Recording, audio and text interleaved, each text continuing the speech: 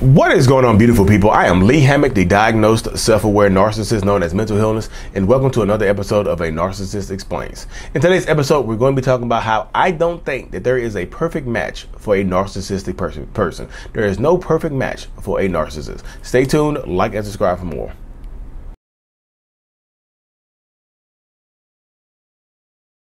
So there is no perfect match for a narcissist or a toxic person. And if you're new here, I'm a narcissist. I have narcissistic personality disorder. The reason why you see a lot of narcissistic people moving on quickly and changing relationships constantly and things like that, because they are searching for their perfect person. Like, as a narcissist myself, when I find someone that I feel like I'm enthralled with, that I'm in love with, I love bombing that person. I create this perfect image of that person in my head. I'm like, you're the perfect person for me. You know, you're perfect in every single way, physically, mentally, emotionally. You're mine. Like, you are it for me. But the second that that person does something that shatters that image, that perfect image that I have set forth to them, I lose interest in them. The love that I have for that person, it's like it automatically disappears. It's like a light switch goes off in my head, and that person is like that person has been lying to me for a long time. Because I feel like that person has been lying to me, I resent that person. That's why you see a lot of narcissistic people start to devalue you after. So welcome back, y'all. Welcome back. If you couldn't read the text on the screen, it says, in your opinion, what's a perfect match for a narcissist? Seems like it's rather impossible for a narcissist to find real. You know what I mean? So yeah. My perspective, y'all, dictates that there is not a perfect match for a narcissist. There just isn't. I just feel like people are going to let me go and harp on this real quick, because I know it's coming up. But Lee, you're married. You say your wife isn't. You're a perfect match. Yo, I've been working on myself. I don't like. Am I still a narcissist? Yes, but I've been working on myself a lot. So people just you try to make my argument collapse in on itself. But yeah, it's still the point still stands. Even though I'm married, the point still stands that there's not a perfect person for a narcissistic person.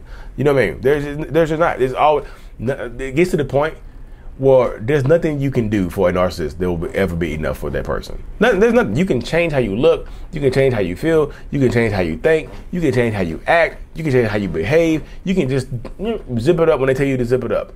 But there's nothing you do for a narcissist will ever be enough. It just won't, y'all. It absolutely just won't. You know, I tell, and people see, like I said, y'all see me being married, and somehow it gives you hope that you can change for this narcissistic person, or that person in your life will change for the better for you. Don't get hope from me, y'all. Being married is extremely tough work it just is, y'all. Just being married is tough for anybody. It's not just for narcissists, but being married is tough. It's not, you're not gonna be gliding on, on cloud nine the whole time in any kind of marriage, but especially for narcissistic people. You know what I mean?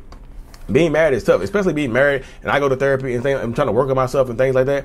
It's just, it just gets to that point where it's just, there's no perfect match. I'm just telling you, that narcissist is like, a narcissist will leave you just for the sake of leaving you. One day they wake up, they look at you, you were perfect yesterday, but guess what? Now today you're not enough.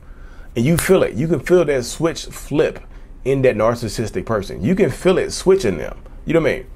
You can tell they just looking at you different. You're like, wait, nothing on me has changed. My body hasn't changed. My mind hasn't changed. The way I talk hasn't changed. But they look at you differently. Because once they emotionally disconnect from you for whatever reason, the emotional connection is done. It might reconnect here and there, but it would never fully be connected again.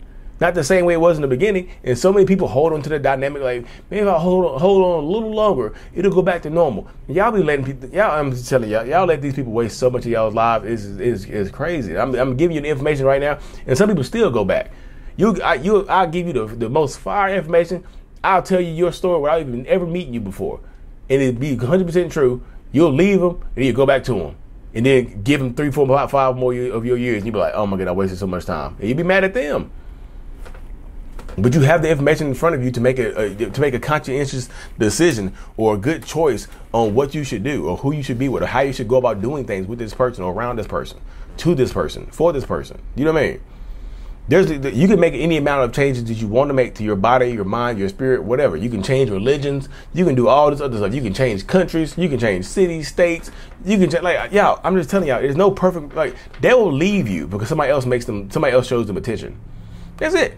You ain't done nothing wrong. Literally. They'll wake up one day, look at you differently, go find somebody else that shows them a little bit of attention, and that person is perfect for them today. You were yesterday, but that person is perfect for them today.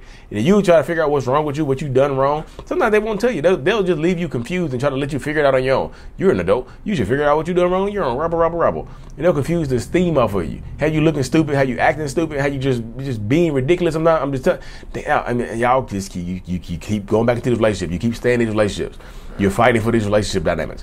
And what is the end goal? What is the end game for these situations, y'all? I'm be curious. You know what I mean? I know the end goal is to find your person and spend the rest of your life with and all that other good stuff. But if you're with a narcissist, they're not going to ever be your person again. You know what I mean? And to a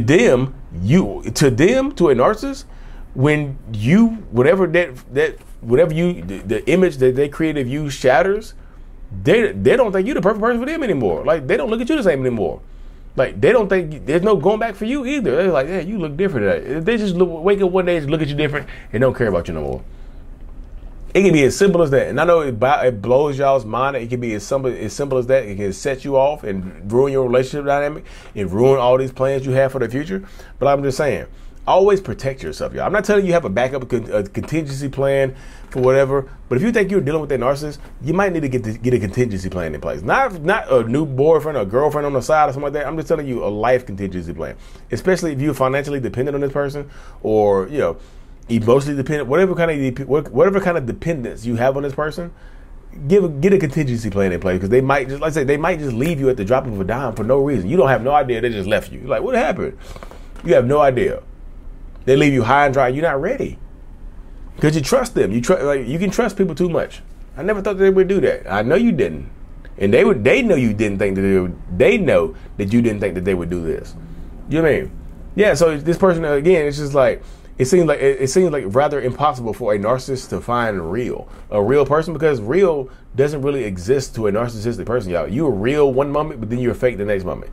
Once you shatter that image, the narcissistic person creates this image of you in their heads, like the perfect image. Like, I found my person or whatever.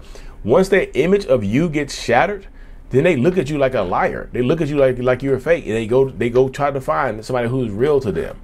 You mean you faked me out? You tricked me into falling for you or whatever. And they look at you like you're the manipulator. They look at you like you're the toxic person, not acknowledging what's going on inside of our own heads. We look at you like you're the issue. So you get it a lot when you're dealing with narcissistic people. I tell people that all the time, but again, I get a lot of pushback and things like that. I do. Because, like I said, again, the perfect person for a narcissist doesn't exist. I know people are going to say, like, what about an empath? I thought empaths were perfect for narcissists. No, empaths are not perfect for narcissists, y'all. You're perfect. You end up being perfect targets and perfect, examples of being manipulated and things like that. But there's no perfect person for a narcissist. Like, what about grade A supply? They'll leave you grade A supply for a grade D supply. You know what I mean?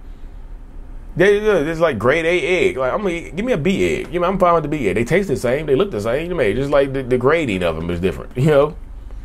Like, I'm just telling you, people are like, but narcissists, they prey on empaths. They don't, y'all, it's like a lot of people, you dehumanize narcissists when you talk like that. But it's not like, they don't prey on empaths. Like, if you're an empath and you meet a narcissistic person, you have the dynamic of the narcissist empath dynamic. If you're a narcissist and you meet another narcissist person, y'all get entangled with each other. Narcissist versus narcissist dynamic. Narcissist versus codependent dynamic. Narcissist versus borderline. Narcissist versus ASPD. Narcissist versus histrionic.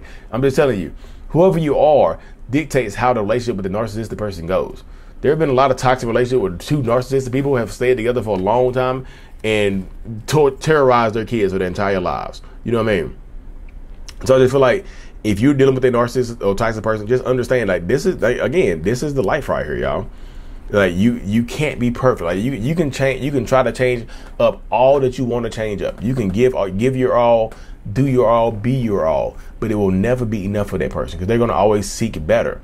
Not because the grass is greener, because it's just different grass. It's the same grass. It's a fence divides it, so it looks different. It's like, oh, the same grass, the same lawn care company and everything, the same nutrients, the same like texture, the Kentucky bluegrass, whatever they had in the front yard of Fun with Dickie and Jane. That's the that's the grass. The same thing. Fun with Dickie and Jane was hilarious. The The same grass, this is a fence that separates it. But that fence is enticing. It's not the grass, it's the fence. Like, I'm going to go across this fence. Ooh, I'm in somebody else's yard. Gotcha. It's just different grass, y'all. Not because it's greener, it's just different. You know? But anyway, y'all, thank y'all for tuning into another episode. I really, truly appreciate every single one of y'all. Like and subscribe for more. And as always, mental illness is out. Peace.